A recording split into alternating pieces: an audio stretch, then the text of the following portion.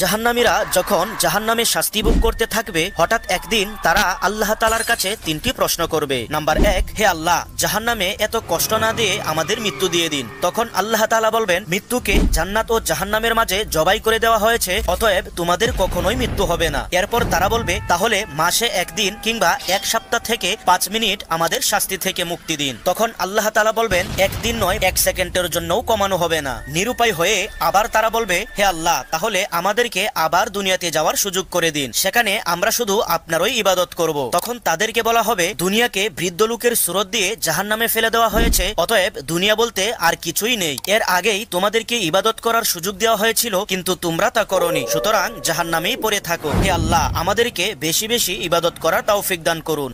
জাহান্নামীরা যখন জাহান্নামে শাস্তি ভোগ করতে থাকবে, হঠাৎ একদিন তারা আল্লাহ তাআলার কাছে তিনটি প্রশ্ন করবে। নাম্বার 1, হে আল্লাহ, জাহান্নামে এত কষ্ট না দিয়ে আমাদের মৃত্যু দিয়ে দিন। তখন আল্লাহ তাআলা বলবেন, মৃত্যুকে জান্নাত ও জাহান্নামের মাঝে জবাই করে দেওয়া হয়েছে, অতএব তোমাদের কখনোই মৃত্যু হবে না। এরপর তারা বলবে, তাহলে মাসে একদিন কিংবা এক সপ্তাহ থেকে 5 মিনিট আমাদের শাস্তি থেকে মুক্তি দিন। তখন আল্লাহ তাআলা বলবেন, একদিন নয়, 1 সেকেন্ডের জন্যও কমানো হবে না। নিরুপায় হয়ে আবার তারা বলবে, হে আল্লাহ, তাহলে